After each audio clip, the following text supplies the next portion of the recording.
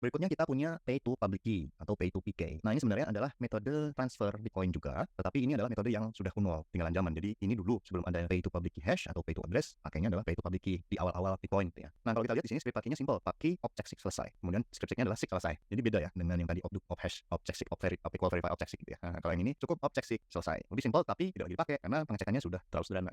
Nah, kalau evaluasinya juga simple sebenarnya. Kita ambil aja yang object seek tadi dari evaluasi yang panjang ya, dari punyanya pay to public key hash, kita ambil, kita potong. Kita punya seek dan public key dari script seek dan chip seek key karena konstannya dimasukkan ke stack semua ya, baru kita evaluasi. Jadi kita punya seek dan public key, kalau kita object seek langsung hasilnya adalah true. Selesai. Ini adalah dua langkah terakhir dari pay to public key hash. Simple. Nah, kemudian ada juga namanya pay to script hash atau pay to SH. Nah, ini sebenarnya adalah salah satu metode scripting yang paling kompleks. Misalnya kita mau membuat kontrak, misalnya kita membuat if then, itu kita bisa pakai pay to script hash atau pay to SH. Kalau kita lihat di sini, script artinya sebenarnya simple. Op hash 160, 20 bytes hash of equal. Simple. Nah, script seek-nya yang kompleks. Itu harus tergantung dari scriptnya. Ya, tergantung dari scriptnya. Jadi tidak bisa kita tentukan apakah ini menggunakan digital signature saja, atau menggunakan data tertentu, atau semacam password, atau kita menggunakan data ekstra seperti public key. Itu sebenarnya tidak kelihatan, karena kan variasi ya. Dan kemudian scriptnya kita harus sediakan di sini, harus supply di sini. Jadi memang ini paling kompleks. Ini ada di BIP 16 definisinya. Kalau ada yang mau baca, itu di BIP 16. Pay to script hash. Nah, kemudian ada null script. Ini menggunakan op return, kemudian datanya apa? Simple. Jadi dia hanya ada script public saja, tidak punya script seek. Karena apa? Transaksi yang menggunakan op return itu outputnya tidak bisa dipakai. Gitu. Jadi kalau misalnya ada Bitcoin, ada coinnya di sini, jadi output yang ada di sini itu hilang, tidak bisa dibelanjakan di sini. Nah, datanya ini maksimum sepanjang 80 byte. Gitu ya. Jadi kalau kita mau membuat atau mengirim pesan, itu ya nanti pakainya apa? ASCII kita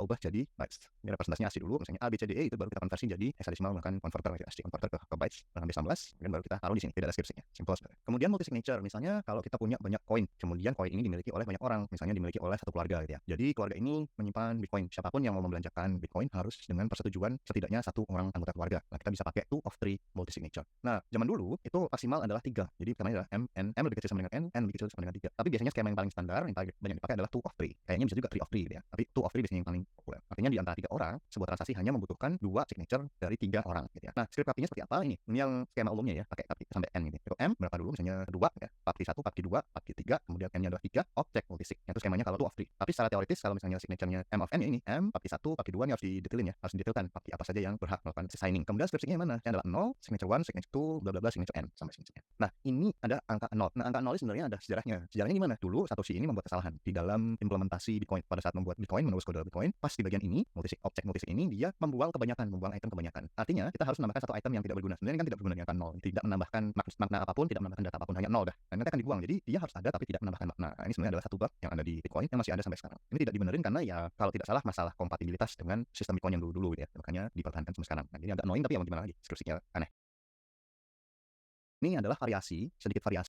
Nah, kemudian ada juga namanya hash lock transaction atau HLT. Ini adalah variasi, sedikit variasi, di mana kita menambahkan satu data ekstra di selain signature, kita tambahkan data ekstra, di mana data ekstra ini adalah jawaban dari nilai hash. Jadi kita supply dulu nilai hashnya, kemudian kita supply sebenarnya datanya adalah ini. Kalau di hash hasilnya ini, gitu ya. Jadi ini answer ini kalau kita hash hasilnya ini, gitu. Kemudian ada signature biasa. Nah, kalau kita evaluasi coba answer kita hash dengan SHA-256, dapatlah hash answer hash. Kemudian kita tumpukkan ini ke stack. Gitu ya. Jadi kita punya seek, answer hash dan hash. Kemudian op equal verify yang tadi dua data di atas, kita cek apakah datanya atau apakah nilainya sama. Ya. Berarti answer kan di hash, hashnya juga ditaruh di sini, kita bandingkan komparasi. Kalau sama berarti datanya buat item tadi dihilangkan, kemudian kita dapat public key, kita simpan masukkan ke stack, kita punya seek dan public key, kemudian kita lakukan object seek, yaitu pengecekan signature, apakah hasilnya true atau hasilnya false. Simple sebenarnya. Nah, tapi ini bermanfaat misalnya gini, HLT ini bisa dipakai untuk mengunci sebuah transaksi. Ini dipakai di banyak skema. Skemanya menarik ini kalau pakai HLT. Misalnya nanti answernya kita membuat banyak transaksi yang berantai. Jadi metodenya tidak atau studi kasusnya tidak dibahas di sini, mungkin di modul yang akan datang, karena kita mau batasin supaya tidak terlalu bingung gitu ya. Tapi hash lock transaction itu atau HLT ini memegang peranan yang cukup penting di dalam historis pengembangan komponen atau pengembangan protokol di Bitcoin. Jadi selain ada digital signature juga si orang tadi harus mensuplai jawaban yang tepat. Nah, kemudian ada namanya lock time. Lock time ini apa? Ini adalah metode untuk mencegah transaksi disimpan di dalam blok gitu. Jadi kita lakukan signing atas sebuah transaksi tapi kita tidak mau transaksi tadi dikonfirmasi ke sebuah blok. Itu intinya. Jadi misalnya gini, misalnya kita mau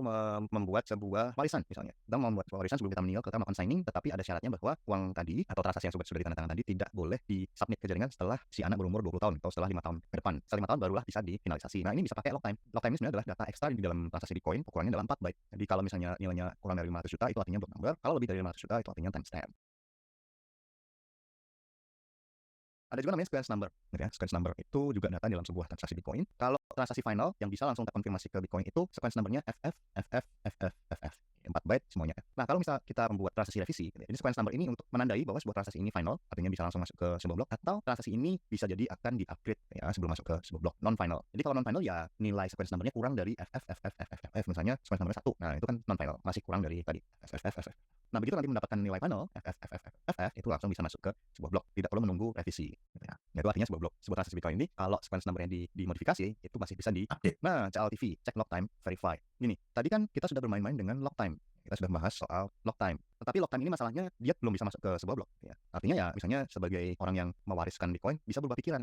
Nggak jadi duitnya atau Bitcoinnya saya pakai sendiri. Itu sebenarnya bisa. Gitu ya. Dia membuat sebuah transaksi baru di mana transaksinya tidak menggunakan log time, kemudian dikirim ke jaringan Bitcoin, kemudian terkonfirmasi. Nah tadi yang anak yang pikirnya sudah mendapatkan digital signature yang ada log time-nya tadi, itu bingung loh kok ada transaksi baru. Gitu. CLTV ini dia transaksinya sudah ditandain gitu ya, menggunakan CLTV tapi sudah bisa masuk ke sebuah blok. Artinya gini, ketika kita mau mewariskan Bitcoin ke orang lain, itu catatannya sudah masuk ke sebuah blok. Artinya orang yang mewariskan tadi sudah tidak bisa berubah pikiran, tidak bisa membelanjakan Bitcoin tadi untuk dirinya sendiri karena sudah dikunci menggunakan CLTV. Misalnya si anak tadi, si orang yang menerima warisan tadi baru bisa menghabiskan, baru bisa menggunakan Bitcoin setelah 10 tahun atau setelah 20 tahun.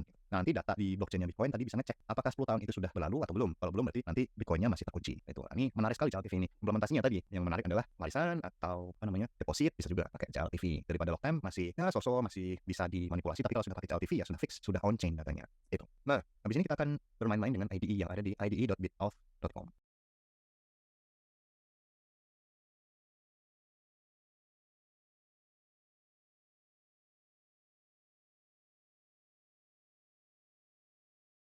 Nah, ini adalah tampilan dari ide.bitoff.com. Ini sebenarnya fasilitas baru yang baru ketemu belakangan ini ya. Dulu waktu pertama kali belajar Bitcoin belum ada yang seperti ini. Jadi harus langsung ada satu aplikasi yang kita akan bahas di modul berikutnya. Ya. Nah, ini cukup menarik. Kita bisa belajar banyak hal dari sini tentang scripting Bitcoin. Jadi akan kita bahas diantaranya adalah single signature, kemudian 2 of 3 multi signature, kemudian scratch pack. Pertama kita lihat dulu single signature-nya. Kita mau edit, kita pakai BTC-nya saja.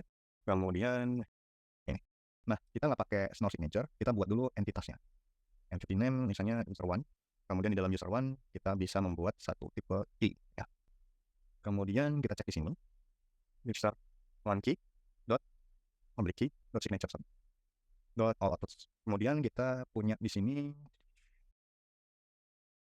kalau pay to public key hash itu signature, kemudian kita punya duplicate. Harus punya public key-nya. User1 key dot public key. Kita punya signature, kita punya public key. Kemudian public key kita punya hash-nya ini. Paling benar. Jadi kan kita sudah belajar soal pay to public key hash. Gitu ya. Pay to public key hash, script sig-nya adalah signature plus public key. Ya, jadi user1 key signature all outputs, kemudian user1 key dot public key. Jadi ini public key-nya. Jadi kalau kita mau membelanjakan uangnya, kita harus supply dua data ini. Kemudian outputnya sebenarnya ini. Karena tadi kan kita tidak punya data ya. User1 key dot public key dot hash 90. Anyway. Ini ya. Nah, pay to public key hash ini sebenarnya bentuknya seperti ini kalau di dunia nyata. Jadi public key-nya kita nggak tahu sebenarnya. Jadi ini di-supply dulu sebenarnya. Jadi kan kita harus punya output dulu kan. Outputnya isinya ini output of hash 160, kemudian ada public key hash, bukan public key-nya, yaitu public key hash-nya. Kemudian kita punya opt equal verify, kemudian kita punya opt seksi. Kemudian kalau kita mau menghabiskan atau membelanjakan Bitcoin-nya, kita harus supply dua data ini. Jadi ada signature, kemudian ada public key-nya. Nah, evaluasinya adalah ini. Jadi user1 key signature all outputs yang ada dari sini, kemudian user1 key public key yang ada di sini, kemudian duplikasi karena kita akan mengeksekusi output di sini ya. Jadi kita dapat di sini. Di tahap ini kita mendapatkan data ini di dalam stack. Kemudian kita lakukan hash 160 atas data yang paling atas, data dalam stack yang paling atas. Jadi kita punya user1 key signature all outputs, kemudian user1 key public key dan hash-nya. Kemudian setelah itu apa? Kita punya ini, kita punya public key, kita punya dua data ini. Gitu ya. Karena kita punya ini dimasukkan ke dalam stack. Kemudian equal verify, kita lakukan pengecekan apakah dua data ini identik, kemudian data ini dibuang, hilang, artinya kita tinggal punya signature all outputs dan user1 key public key, kita lakukan cek sig, dapatlah angka 1. Artinya nanti ini sukses. Seperti ini di kehidupan atau di dunia nyata seperti ini gitu ya. Ini soal pay to public key hash. Kemudian yang berikutnya apa? Berikutnya adalah multi signature. Multi signature, 2 of 3 multi signature ini kita tinggal lihat saja edit Bitcoin.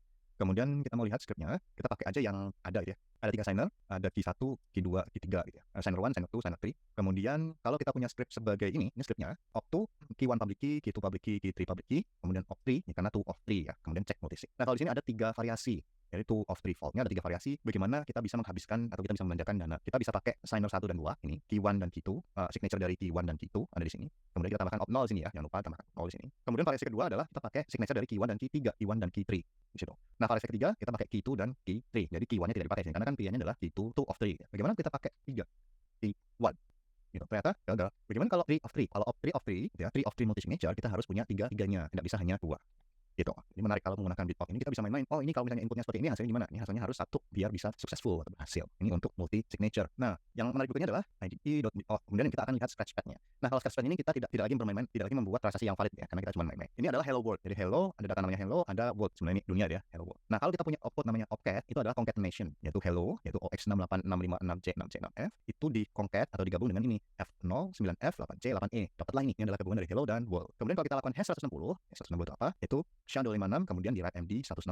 Ya, hasilnya adalah ini. Kemudian kita juga punya data ini, FAC6D. Ternyata ini adalah identik dengan tadi, hash 160 dari Hello World yang sudah dikongke. Kemudian op equal, kemudian kita tambahkan konstan 2, kemudian kalau hanya ini saja gimana? Ini valid hash 160, ini op equal. Jadi misalnya kalau kita ada script-nya utuhnya ini gitu ya, hello dan world, kemudian kita punya data ini, script API-nya ini, ya bisa dibelanjakan. Tapi ingat, kalau kita mau hanya ini saja tanpa digital signature, itu bisa dicuri orang di koinnya, karena hanya ini kan hash lock transaction tanpa signature. Bisa sebenarnya kita membuat sebuah transaksi koin yang operasinya script API-nya seperti ini bisa, tapi bisa dicuri orang karena tidak ada digital signature-nya. Bisa.